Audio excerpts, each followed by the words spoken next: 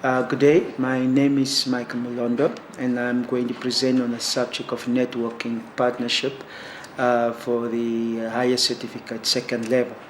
The purpose of this presentation is to go through the assignment which you have to submit, and I'm going to give you some guidelines what you have to do, and also what is expected from you to submit. So there are four assignments which you have to submit, and I will go through this assignment throughout this day, and then I'm going to explain in detail the assignment with regard to what you have to submit.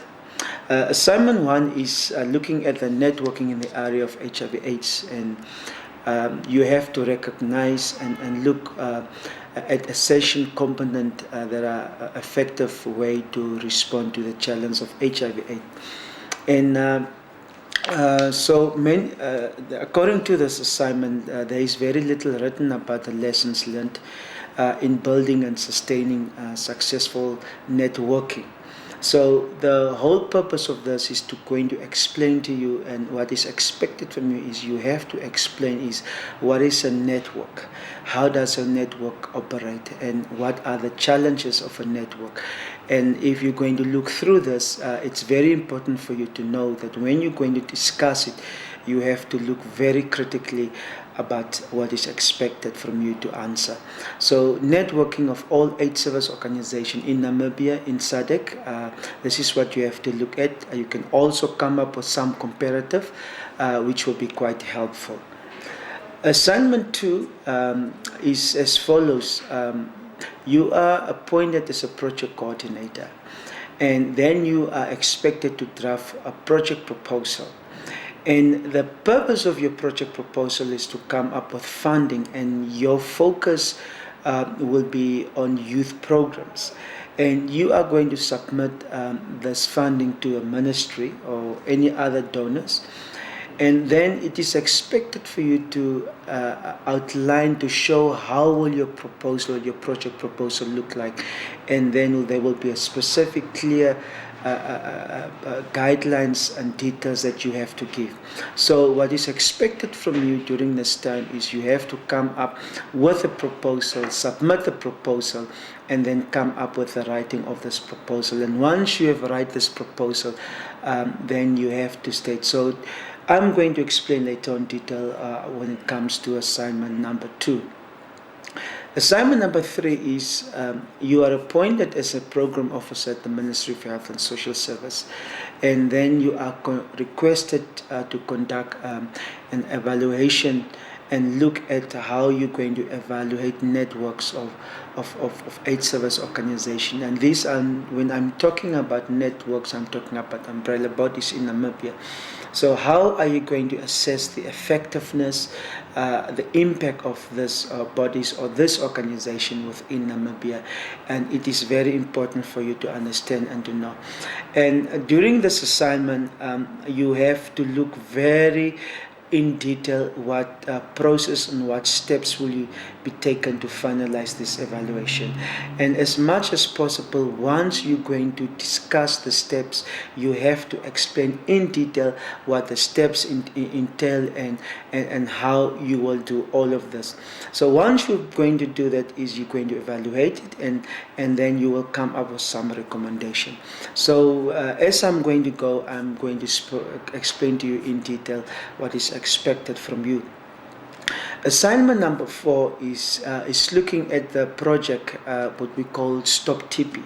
It's a partnership, it's a global movement that has been started, that is looking at TB and how we can address the issues of TB, how we can scale up. Now, the World Health Organization came up with a concept where we have to look at different multiple partnership, the stakeholders, so how stakeholders can join their hands and how they can fight TB.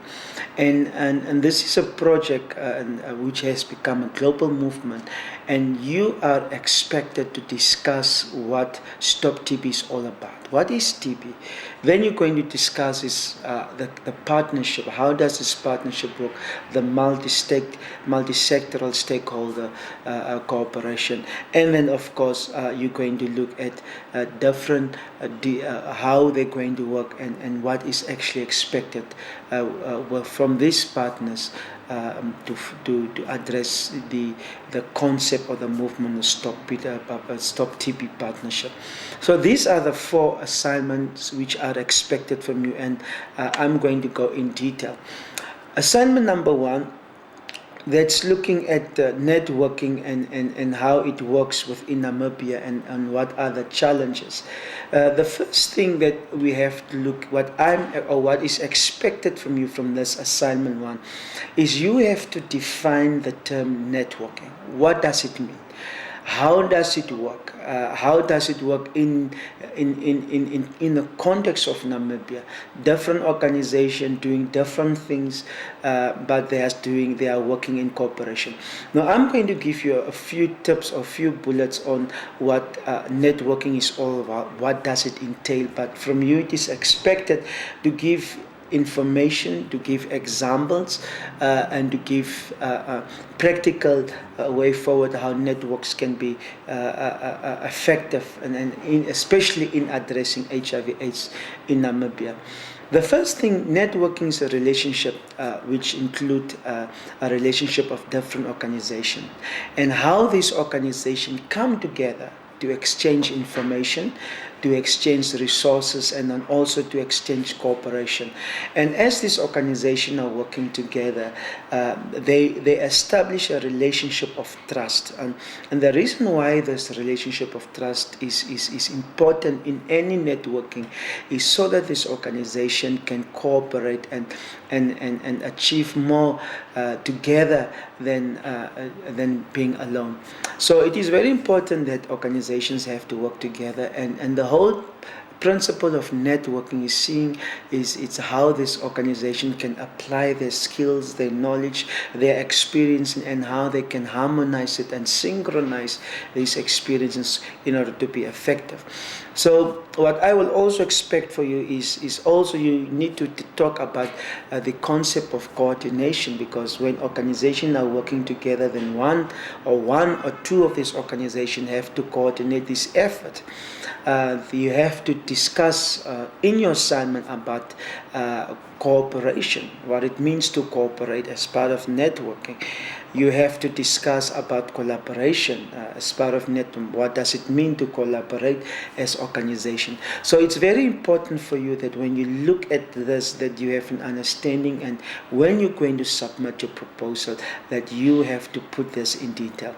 And then, of course, the last but not the least is in your networking, you have to discuss about the concept of multi-sectoral collaboration. Now, when we say sector, a sector are different entities in different spheres or different disciplines. For example, you have the government, which is a sector on its own. Then you have the private businesses, which is a sector on its own. Then you've got the civil society, the NGOs, which is a sector on its own. And then, of course, you've got also the donors, the multi-sectoral, the bilateral. So all of those sectors, when they come together to work together, they are called multi-sectoral.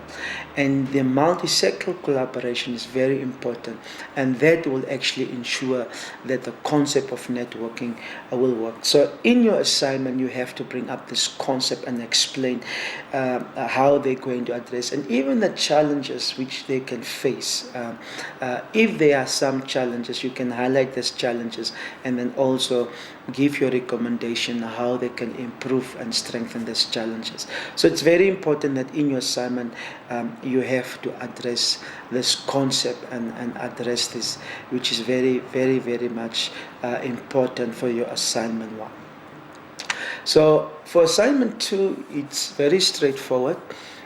You will be expected to write a project proposal, and I'm not going to give you how a project proposal needs to look like, but what is expected from you is you can use any format, as long as you make sure that it captures the very important component, like what the project will be all about, who's going to benefit from the project, where are you going to implement the project, how are you going to implement the project, why do you have this specific project, and then of course at the end you have to talk about the resources, you have to come up with a budget and so on. So that's actually what is important for you. So I'm going to just discuss very briefly about the three principles or the three ideas behind a project proposal. You are an organization, or you are a project officer, and you are sitting at your office. Nobody knows about your organization or about your company. And it's very important that writing a project proposal, the proposal itself is a marketing document for your organization and for your business.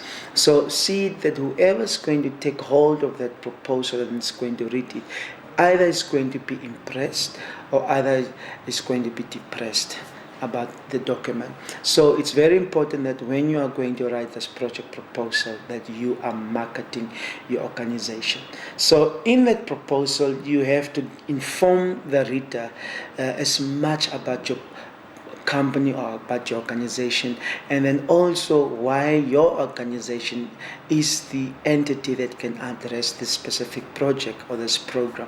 So you have to make sure that your proposal is actually a leeway, or it's actually a way of getting whoever that a donor on board. So it's actually you want them, the donors who's ever going to fund your project, to get buy-in in your project. And this is the purpose of a proposal, because the proposal is make sure that people will not just get interested in your project, but they will also try to be part of or become a partner in that project. So it is actually a license to sell your project or even your organization, and this is all part of your marketing tool. And I will suggest that you go and read a little bit about marketing, how to do marketing and why marketing is very important. And you can use those same principles when it comes to your project proposal. The second principle of a project proposal is about funding, is you want money. Now, you will not just get money, so you have to persuade someone that you need that money, or they to get buy-in. So that's what the project is all about, which is very much more important. And the third principle is it is a framework that you are developing. You are telling and explaining to people what the project is all about. So when in your assignment you're going to write about the proposal, you have to give details what the proposal has to look like. You have to, as I've explained earlier, the who, what, when, why, and how. Very important. So you have to give details. So whoever's going to get this proposal through your assignment needs to get the buy-in into it, and it's very important when you look into it. The third assignment is then to come up with an evaluation framework. Now, we have different umbrella bodies, and those umbrella bodies are calling networks. The reason why they're calling network is you've got a number of organizations that are having members, or they are members under this umbrella. So you've got an umbrella of health, and HIV/AIDS. You've got the umbrella of environment.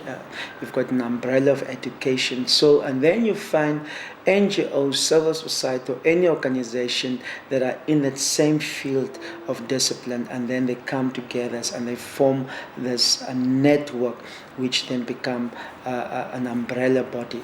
And now for each of this network, they've got a leading organization, which is called an umbrella body or an umbrella organization. Like for example, in Namibia, we've got NANASO, which is the Namibian National AIDS Service Organization, which is the lead organization, and that's leading all the other organizations that's in the field of HIV/AIDS. Then we've got NANCOV and so on, AFRICASO, which is now in Africa, all AIDS service organizations that are members of AFRICASO. So these are the whole understanding that you need to. So you are going to say which umbrella body that you are going to evaluate and then to come up with a framework. Now, the whole idea of evaluation is there are certain things that you have to look at when it comes to evaluation. The first thing is the rationale. Why does this organization, when you're going to evaluate organization, ask organization, why do they take this direction? Why do they take this specific action? Number two is when they take this action or they've got this activity, do they make any impact? So after they have actually implemented the activities, did they make any impact? What are the results? What are the outcomes? So these are the second level of that you are going to look at when you're going to evaluate. So when you look at the rationale, why are they doing what they're doing, the mission statement. Secondly, you're going to look at the action plan, the implementation plan. And then thirdly is you're going to see is each organization is having a strategic goal. Did that network achieve their strategic goal? And did they meet their deadlines? Did they meet what they have expected to do for that year or for that semester? And then, of course, the other part that you have to look at is the value for effort. So whatever they put in must ensure that they've got an effective output. So what is the outcome? What is the output? Very important. And then look at other alternatives. If they did not achieve their goal, what other alternative is there? What are they going to apply with regard to other alternative? What are the remedial action that are they going to apply when it comes to the implementation? And then, of course, looking at a step forward. So after the evaluation, there will be some recommendation, and will the organization be able to operate or to apply those recommendations, which is very important. And then I come to the last slide, which is Stop TB Partnership. Now, the Stop TB Partnership, it's an initiative that was started by World Health Organization, and this initiative is looking at addressing TB globally or worldwide. So the initiative came up with a 5-year plan which started in 2016, last year up to 2020. And then what they want to look at is they were going to see is how can they address the issue with regard to TB so that they can reduce TB. And especially those people that are actually on DOTS, direct observation treatment, and how are you going to make sure that more people are coming on treatment, and how are they going to raise awareness and all this thing. So when we are going to look at TB partnership, there are certain things that we have to look at, and I just want to highlight a few. But you are going to be expected, when you are going to discuss this initiative, then you have to discuss it in the light of Namibia. What did Namibia achieve when it comes to TB? Did Namibia make any progress? Did Namibia make, or are we regressing? Did we stagnate? So one of the things that we need to think of, there is estimated worldwide that there are plus minus 3 million, over 3 million people that are with TB. So the statistic might be more. When it comes in addressing the TB in collaboration with HIV/AIDS, there is a lot of gaps because many initiatives in many countries don't address HIV in relation or in conjunction or in line with TB. So TB and HIV there needs to be a collaborative approach where when one talks about TB, one also need to talk about HIV because there is a lot of correlation about the two, and it's very important that one has to address these gaps. Then the other thing is when we look at the drug resistance of TB, for example, there are so many drug resistant people that are defaulting on the DOTS, or people that they become drug resistant when it comes to TB. How is a country going to address? So this is a challenge on its own. And then, of course, also looking at the tools to address, to create awareness among the community. So this is a challenge on its own. How are you going to make sure that you're going to address this disease with insufficient tools? And then, of course, many countries don't have policies. And if they have policies, policies are weak. Policies are not implemented. There is no funding for policies. And the whole system, the supporting system, from the diagnostical part up to the treatment part, up to the supporting trap, the follow-up steps. And so it's very important that once one look at this, STOP partnership wants to address this. And of course the service delivery, which is very important. When people are being diagnosed, how are you going to make sure that you're going to deliver the service accordingly? And then the other aspect that STOP TB partnership is going to look at is the social and economic determinants, how to maintain TB. Now, there's a lot of societal factors that can actually either contribute to the spread of TB or contribute to the fight and the maintenance of TB. And this is something that ones have to look at when it comes to TB itself. Economically, the country becomes burdened and funding is needed because the treatment itself can be very expensive. And looking at this, funding becomes very important. And as government, one is ensure that you have to look at funding and to make sure that your funding is secure. And this is the whole idea of Stop TB partnership. And you will be expected then in your assignment to address what is Stop TB partnership. How effective is it in Namibia? Is it working? Is it successful? If not, why? And you give practical examples. If there is challenges, what are the challenges? And then you come up with your recommendation for Namibia. How effective can we address TB? And then, of course, the other part is the collaboration between HIV and TB. How are you going to make sure that you're having this collaborative initiative between TB and HIV/AIDS, and to make sure that when you have that collaboration, that it will be. So it's very important to understand that when you are looking at your assignment, you have to discuss the question of what will the global TB plan deliver in Namibia. Looking at the funding, how are you going to implement this? What is there? Is there anything with regard to research, the development of Stop TB in Namibia, and then of course the impact of funding of TB in Namibia. So these are some of the things that you have to look at, which are very imperative in your assignment. And the part which is very important that you also have to look at is you have to come with different models, looking at the incidence of TB in Namibia, the prevalence, how many people died because of TB globally, in Africa, in Southern Africa, and then of course also looking by age. So this is what TB is looking about. So it's very important that in your assignment you have to look at this aspect and these dimensions, and to make sure that you are going to address this.